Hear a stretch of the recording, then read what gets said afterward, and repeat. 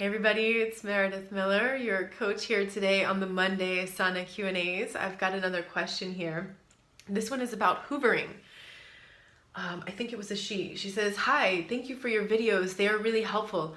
I only discovered recently that narcissistic abuse is a thing. I was in a relationship with a narcissist for 6 years and finally ended it 3 weeks ago. Reading related literature and watching videos is really helping me at the moment. But he is making it so difficult for me to move on because he is sending me endless emails and begging to forgive him and get back with him. So I was wondering if that is a typical behavior for a narcissist, as at times I start to believe that things will change this time. I am not responding to any of those emails, but it is hard for me not to believe in it. Thank you." So yeah, it is really hard not to believe in those words, and that's the tricky thing, and that's why you want to be totally no contact.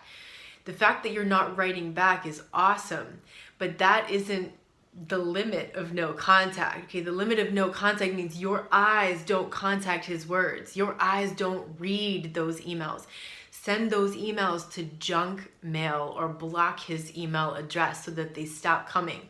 Don't go look at them in your junk folder, right? Just don't allow the emails to come to your inbox. Set yourself up for success so that you don't go there and read those emails. You don't want that stuff getting into your head because this is all head games. This is called hoovering. The narcissist hoovering, right? The sociopath hoovers, the psychopath hoovers, the borderline hoovers. And this is what they're doing to try to hook you back. They will say and do anything at that point to get you back. And that is exactly when they're going to say those exact things that they know you always wanted to hear. That's exactly when they're going to play that card to get you back. It means that person is desperate to get his narcissistic supply back from you. So don't give it to him. All right, now keep in mind, it is dangerous to read those emails because it's playing with your mind. It's planting seeds in your mind. And then if you're not careful, those seeds are going to grow. How are they going to grow? You're going to focus your attention and awareness on them. You're going to read the email, and you're going to go out for the day, and you're going to be having flashbacks of those words. And you're going to be like, well, did he really mean that? And maybe this time he really does mean he's sorry. And maybe this time he's really not going to do it again. And maybe this time she's going to this and she's going to that, right? Very, very dangerous because you're keeping yourself locked in the illusion, okay? You're going to go back and you're going to feed the illusion of what will never be, right? The illusion that that person wants you to believe is going to happen so that you go back for another round of abuse. Okay, you don't want to do that. You don't want to set yourself up for that. So it's best to stop everything with completely no contact, meaning you're not even reading it. Okay, you're doing a great job not responding to those emails. Now take it to the next step and make those emails not even appear in your inbox. Either block his email address so they don't get through, or send it to junk so you don't even see it, and stop reading those. Okay. This guy will say anything. A narcissist will say anything to get their narcissistic supply back. They will put on Academy Award winning performances, and you will swear that they were genuine and they were full of shit. And you'll only realize that a day later, an hour later, a week later, when they're right back into who they were before, you left them the first time or the last time. And again, keep in mind, the average victim or survivor goes back 7 times to an abusive relationship, right? And that's what happens when a person doesn't know what's going on. That's what happens when a person doesn't know about the power of no contact. That's what happens when a person doesn't know what no contact really is. So I would recommend, if you haven't seen it yet, I did a video maybe about 2 months ago, something about when you think you're no contact, but you're not. Go listen to that video and listen to what I was telling about, the different things that can happen when you think you're no contact. I'd gotten some awesome information from a post that this wonderful guy named Arthur Fields posted. He's very out in the open now. He's got his own blog. The link to his blog is on that video. Some of that content came from his post, and he was very honest with himself about all the ways that he was tricking tricking himself into thinking that he was no contact, but actually wasn't, and was still encouraging the trauma bond to continue, right? So you are still encouraging that trauma bond to continue by reading his emails.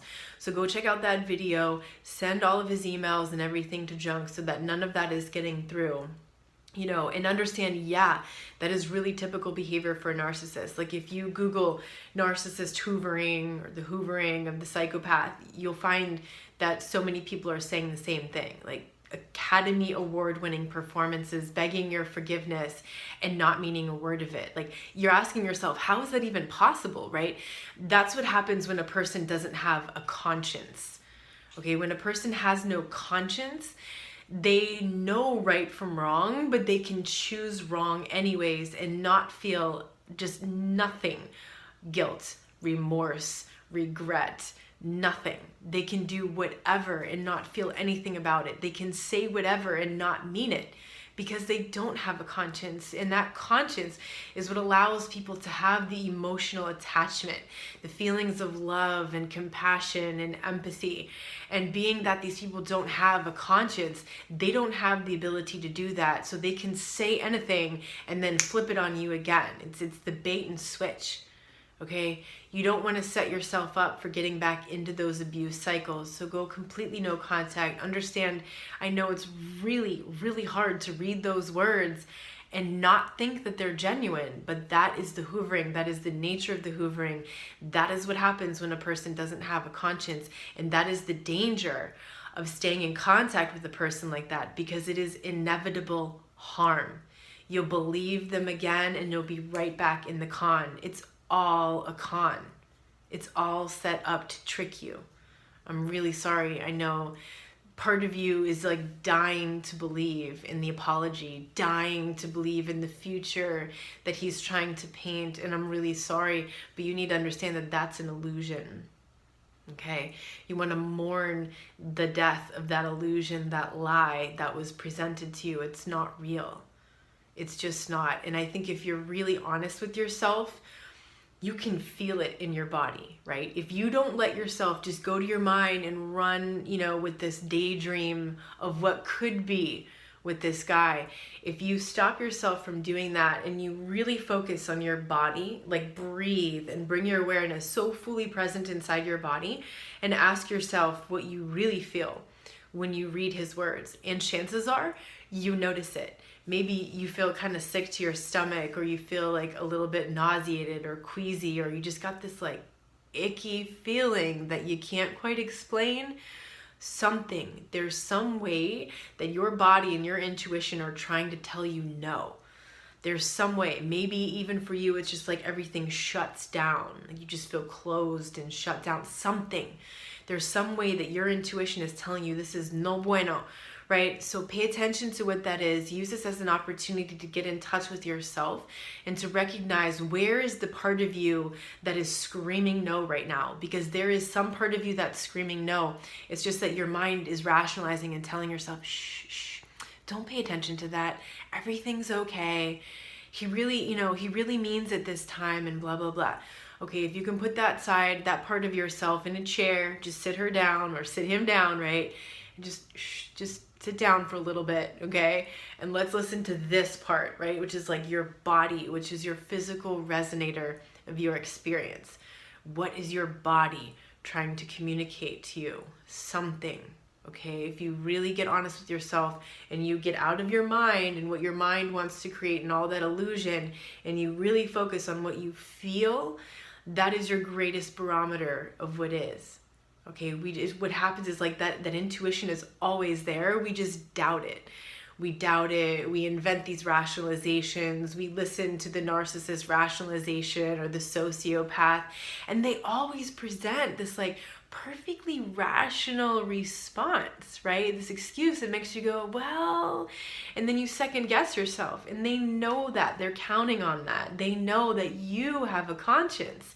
They know that they don't have a conscience, or that their conscience doesn't work like yours, right? So that's the danger. It is inevitable harm to hang out with these people, to believe in anything that these people are saying, because it is a con.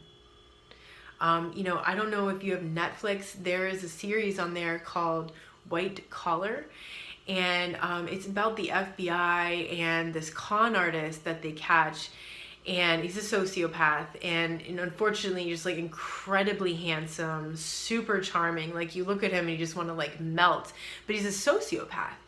And the amazing thing is, when you watch this series, and it's like several seasons long, you see sort of the evolution of this character, and you see the way they run these cons, and you see how they just do it in the most natural way. And then they introduce other con artists, other people with sociopathic tendencies, and you see how they do it, and you realize like what the face of sociopathy looks like, what the face of psychopathy looks like. And it doesn't look like the serial killer. Like, that's like a small percentage of psychopaths who actually get caught, who are in jail, or who take it to the level of murder, right? So, I also recommend listening to Dr. Martha Stout's audiobook, The Sociopath Next Door. You can listen to the whole audiobook on YouTube for free, or you can get the book. If you like to read books and underline things and write in the margins, I really do. If you're more the audio type, listen to it on YouTube. You can hear the whole thing, and it is eye-opening. It's really, really eye-opening to see how easy it is for some people to lie and deceive like that. And when you really see that and accept that, you can then look at these emails, and I don't mean go through and read them, but I mean, you look at this idea, right, of him sending you all these emails, and it seems like everything he's saying is like so perfect. You can see then, how clear it is that that's just a con. Okay, so I know it's really difficult, and I'm so sorry that you're going through this, and I'm sending you a big hug.